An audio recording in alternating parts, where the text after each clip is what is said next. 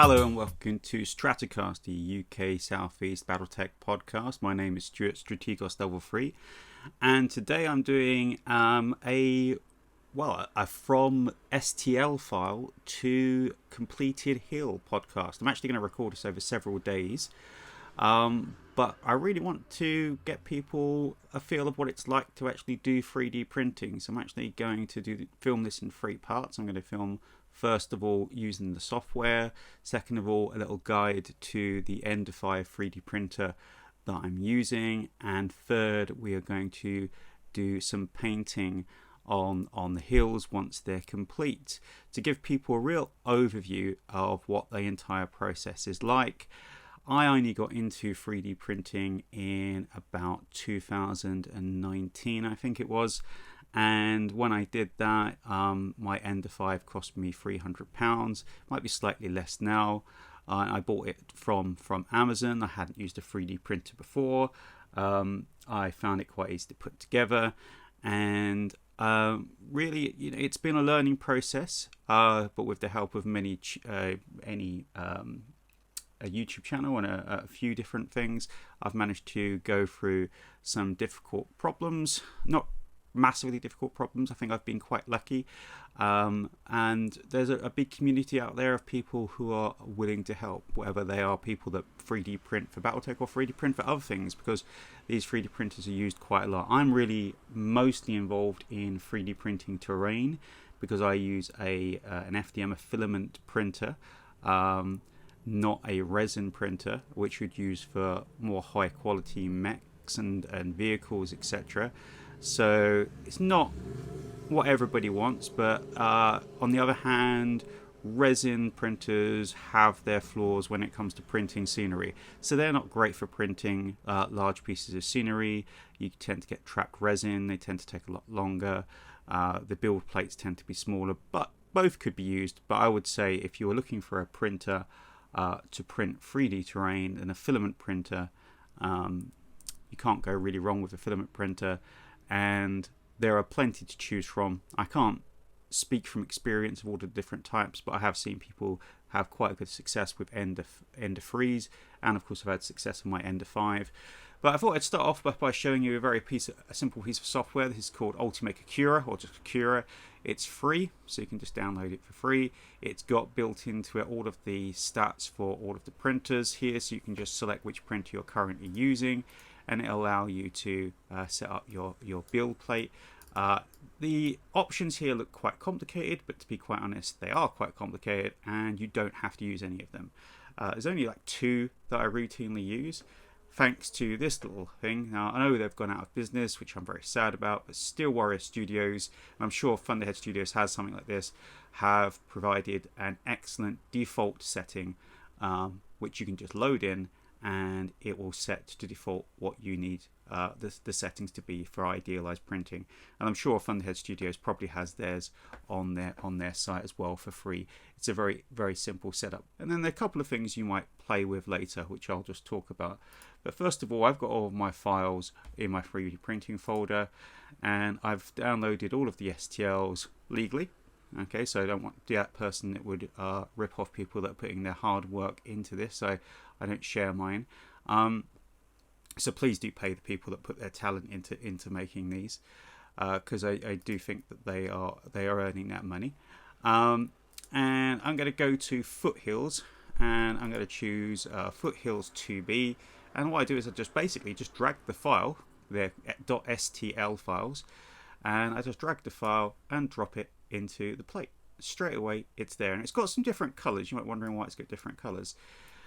Yellow is good, basically. Red is slightly worrying, but to be quite honest, that's perfectly fine, and you can get a good idea of this, of what it looks like. This is quite a simple print, so it doesn't require anything complicated like supporting work, but some prints can be quite complicated and require support.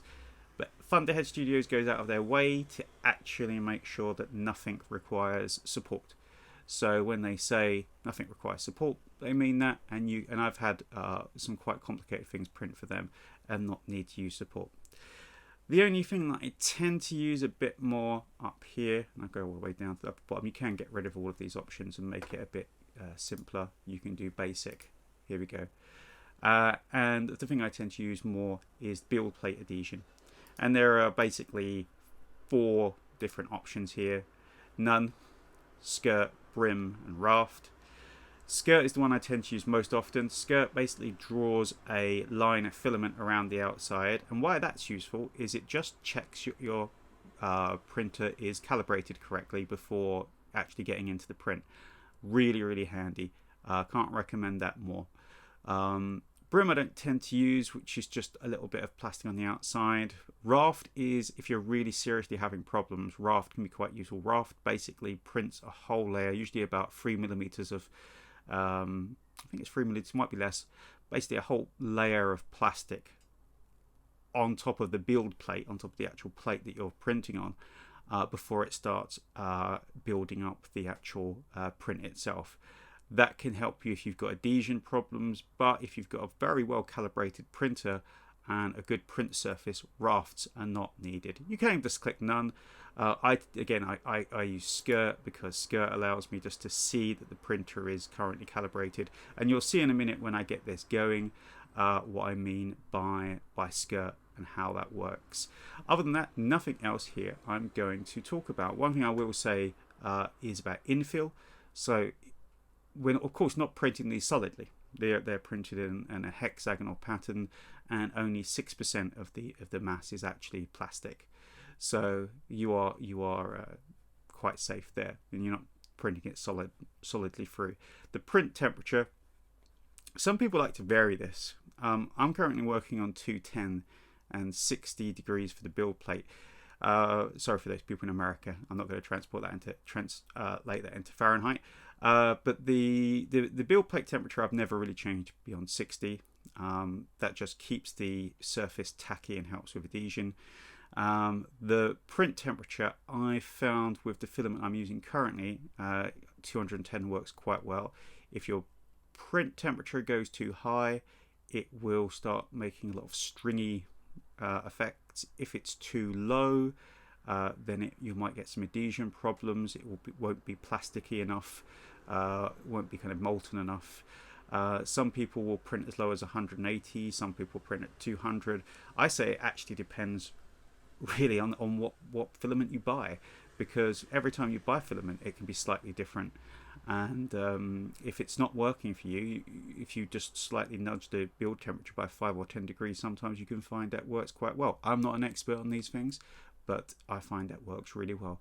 The other setting, again, I don't change this much, is layer height, and you can make more and more complicated detailed prints, but a layer height of 0.2 millimeters. That means you're laying down 0.2 millimeters of plastic in each application of the PLA, and it's really quite detailed enough for scenery. For miniatures, you can go it down less, but you are limited by PLA printers to how well it's going to work, and before you have to start changing setups and changing nozzles and things. And I don't do that actually, really. I've never found a need to change to different nozzles. I have changed nozzles and put new nozzles on, but not because I wanted a different size. So in summary, what I've just explained there is you don't need to worry about settings. The only setting really that you even consider changing usually is build plate adhesion, and then maybe tinkering a bit with the print temperature.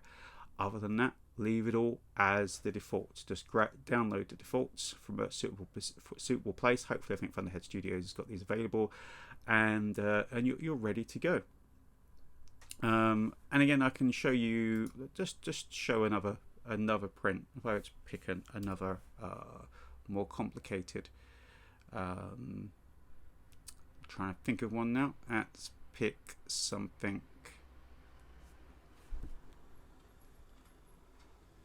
from the Hex City range. So these are older versions, because I think I've still got the older versions here. And let's go for something really big. So if I go for the Trinity Tower, for instance, the Trinity Tower, you can print off as one whole beast. Oh, it's not going to load that.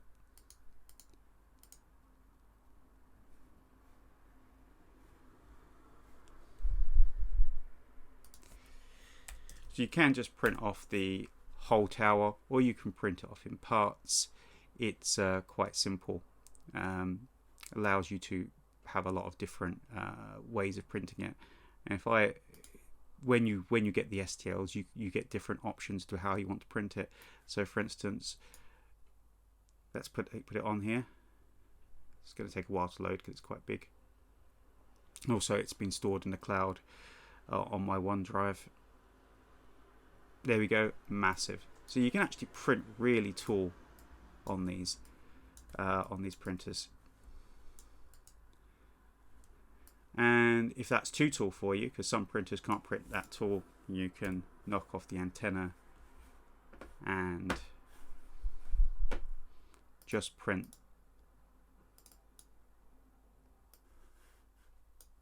it without the antenna, and so on. So there are lots of different options there.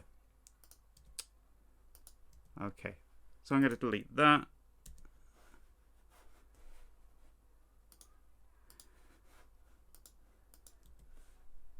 Oh. There we go.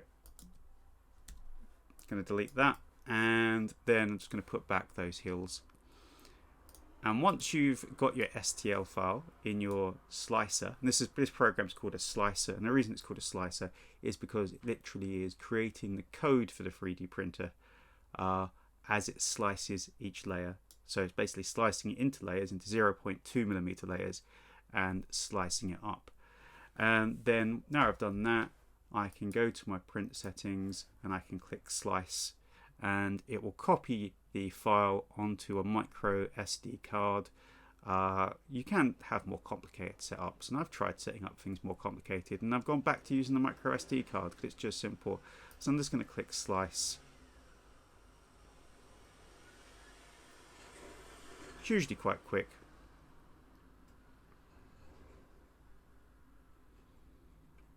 There we go.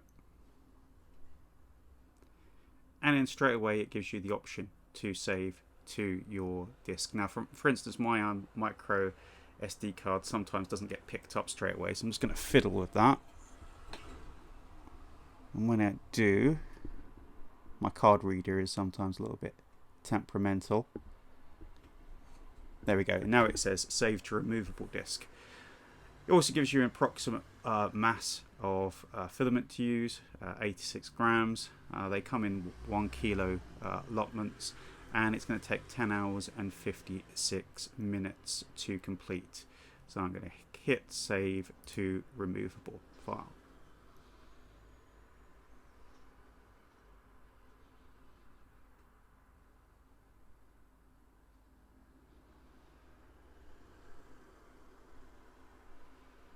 I really like this software because it even gives you the option to safely eject the card from here without actually going to the drive itself.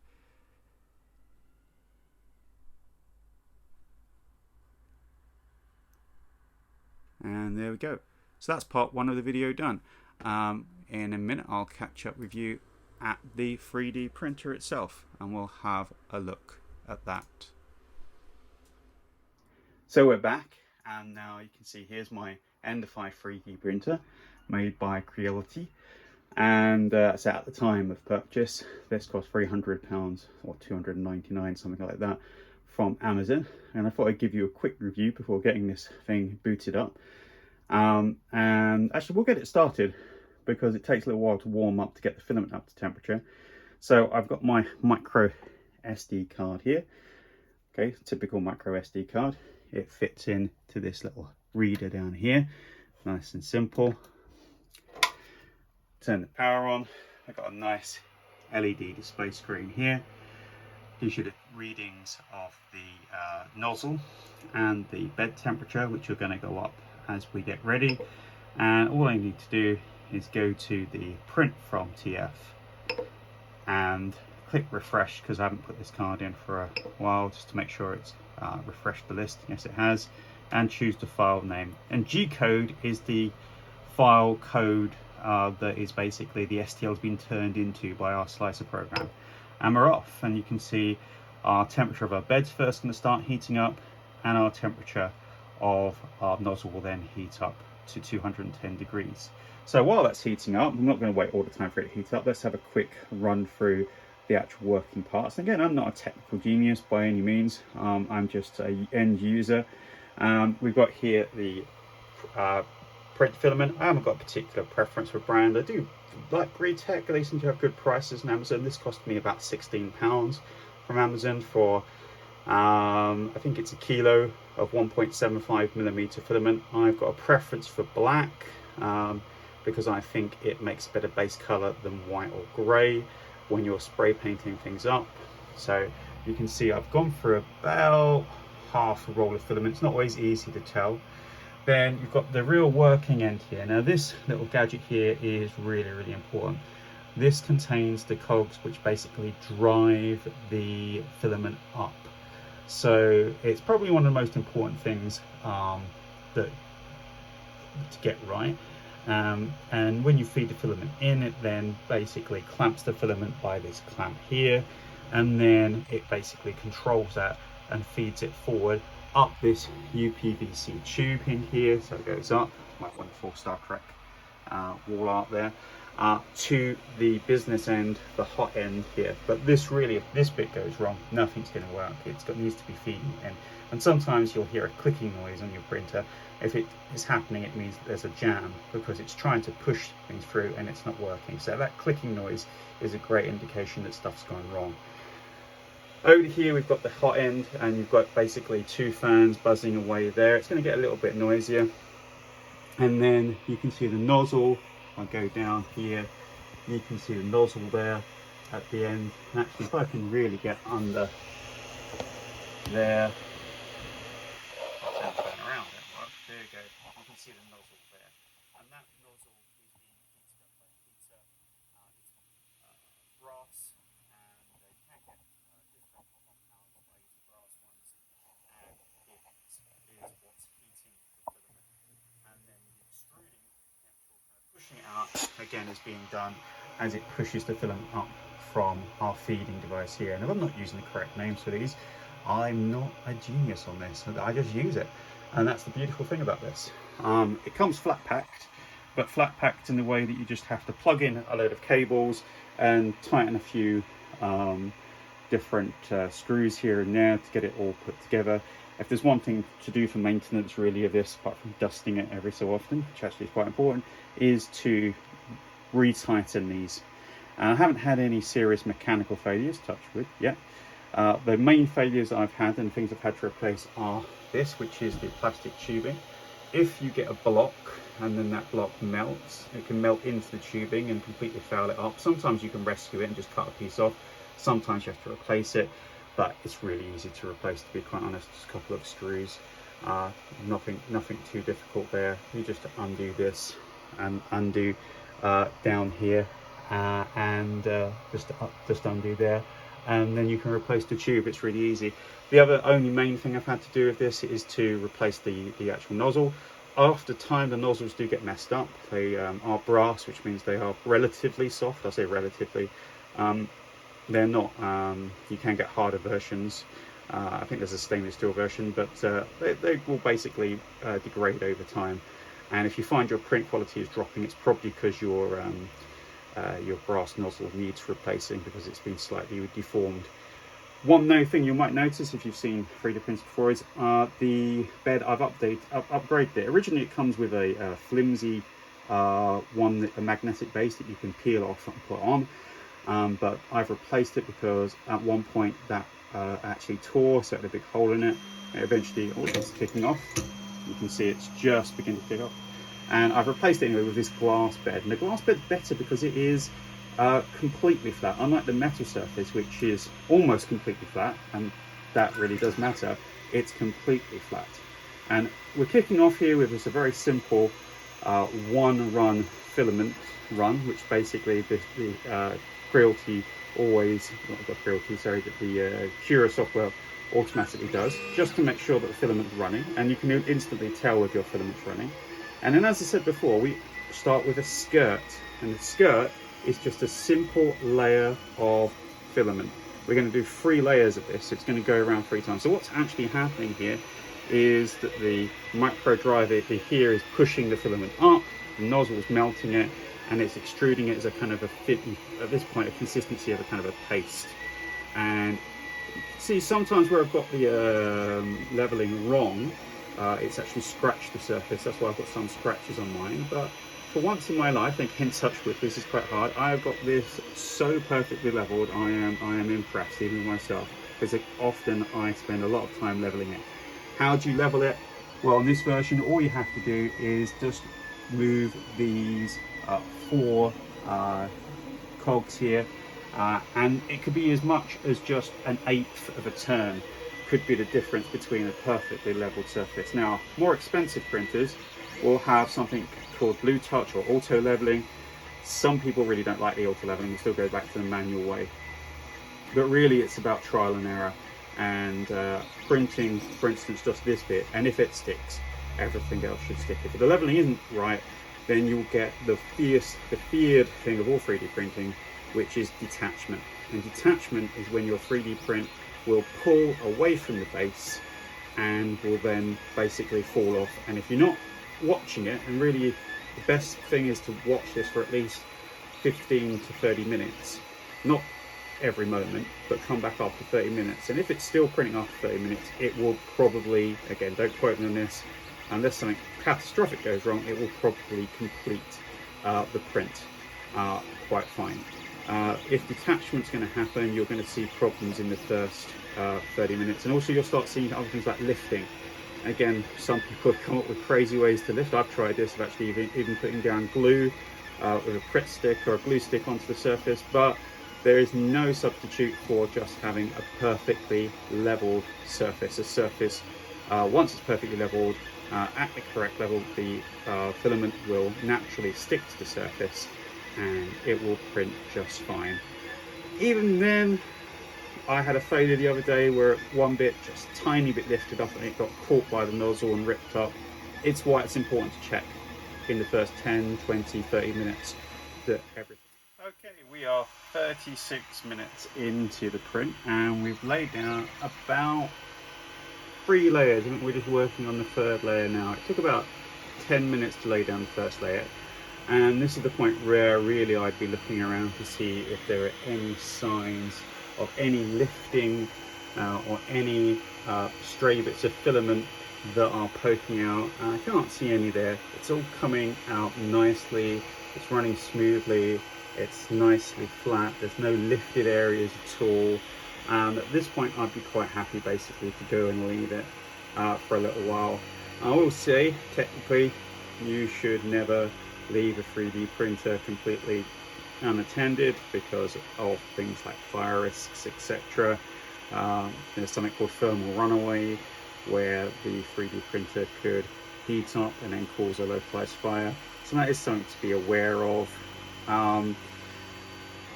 Of course, you know, these things never happen until they do happen. So something to be aware of. That is a kind of my one health and safety warning for owning a 3D printer.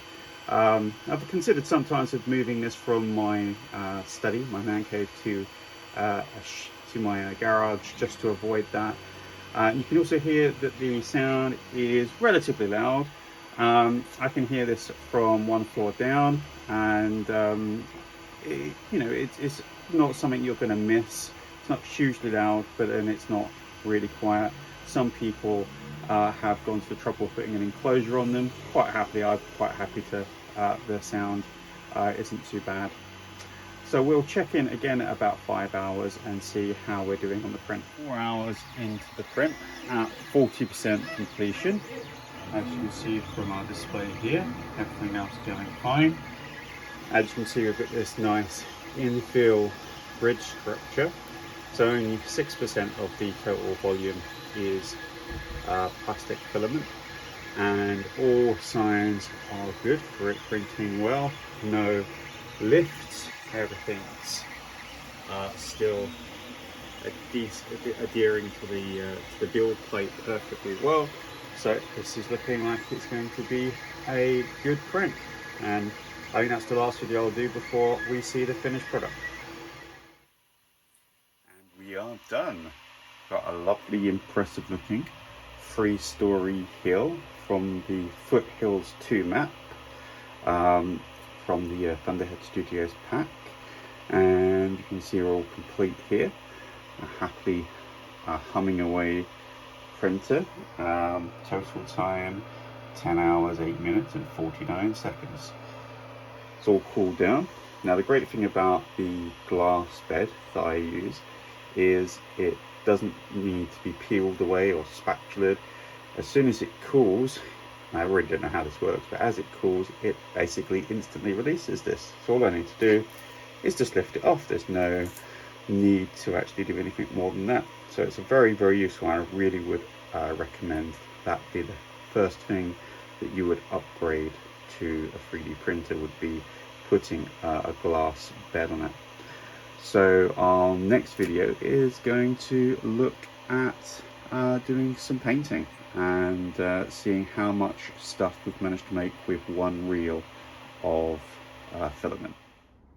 Okay, time to do a bit of painting. Now I'm not going to do a wonderful paint job on these. I'm going to do a very quick spray can based paint scheme, and it's something that's very easy to do without the need for an airbrush. And what we're going to use here is a grey paint. I'm using an Army Painter grey primer, but Mechanicus grey Citadel paint works quite well. We've got some white paint here, just some red bone, which we're going to use for some zenith highlights, some lighting effects. And this stuff is great, Plasticoat Stone Effect. So at the end we're going to finish the process with some flock and some PVA, and it should take a couple of days to finish with drying time in between, and it's a very quick for bulk producing hills. And just to quickly show you a painting process, I'm using standard spray can, giving it a good shake and keeping it about 10 centimeters, 8 to 10 centimeters away. And because this is a black PLA, it works nicely as a base. If you use white, then often you can see the colour through. It's very quick. Don't have to use too much spray paint.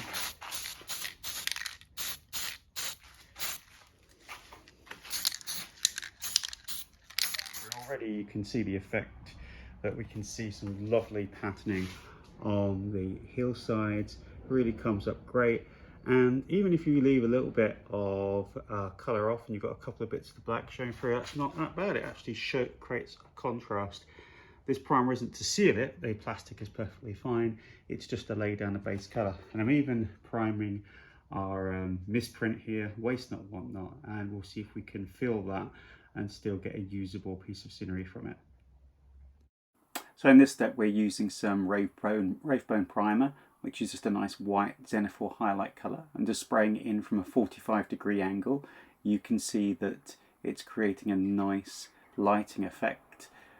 Just to show, just on one side, quick spray, just to show that there's a light source coming from one side.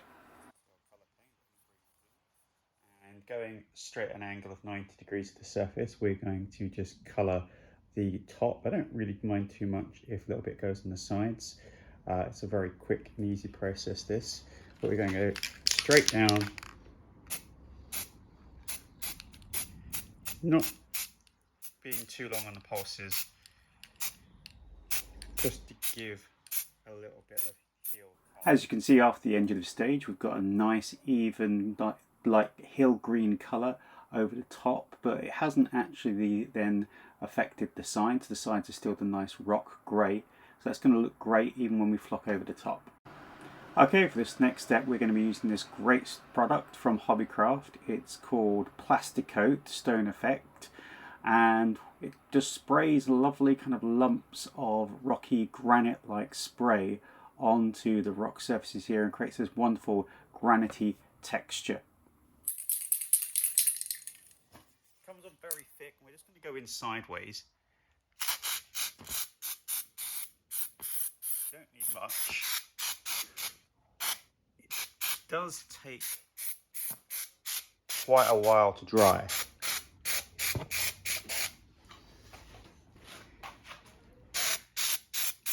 And you can see it's creating this lovely stone effect. Okay, so here we've got some standard PVA glue, and I've watered it down about 50-50 just to make it easy to brush on with an old brush. And we're just going to take this and just liberally brush it over the top of the prints before just putting on some flock. So here's a flock. I'm just using a mixture of different flocks here. This one's quite a bright green one. So before doing that, I'm just going to apply our PVA. Try not to get it into the grooves between hexes. Sometimes when I've done this, I've overdone it a bit and you can't see the hexes. I'm going to try not to do that. It doesn't matter if it's not completely 100% covered, because the green colour underneath will show through and you'll be able to see that through and it won't look so bad. But this is quite good. It'll dry quite hard with a nice plasticky coat. You can go over the top of it again with another coat to seal it more, or with the spray can sealant. So I'm just going to finish this one heel here. There we go.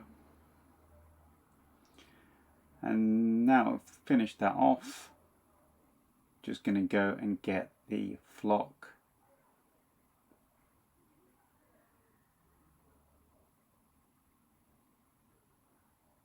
So with the flock, just going to have a slight tapping motion and just slowly put the flock over the top.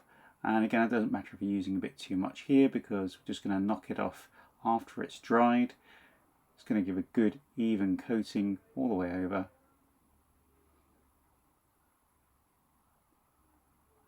That's nice. And all of the excess going to collect up and reuse. And that's it. So now we've finished the flocking process, and we're just going to leave that to set and dry and then knock off the excess flock. Okay, so we're going to do our last part here. I ran out of flock going through these, so I actually ended up buying a different flock just to try a different colour and mixing some flock with some more stone effect to get a different idea. And we also ran out of the spray can paint, so we ended up buying some more of this marvellous stuff, which is this stone effect plastic coat, which is just brilliant. We're going to just finish this off by just tapping off the excess. It's the fun bit. And you're going to get to recycle this a bit and sweep this all up and put it back in the pot to be used again. And most of it there is staying on. So you're getting a nice even coat there. And even if some of it does fall off, then what happens is the green colour shows through from the base and you still get a nice effect. So overall, really, really great. I might get one more shot later on where I show some of these on their respective map sheets that they go with. And actually, in fact, you can tell, I haven't painted the bases, it's not really any point. On the base, it does tell you that this is open terrain 2.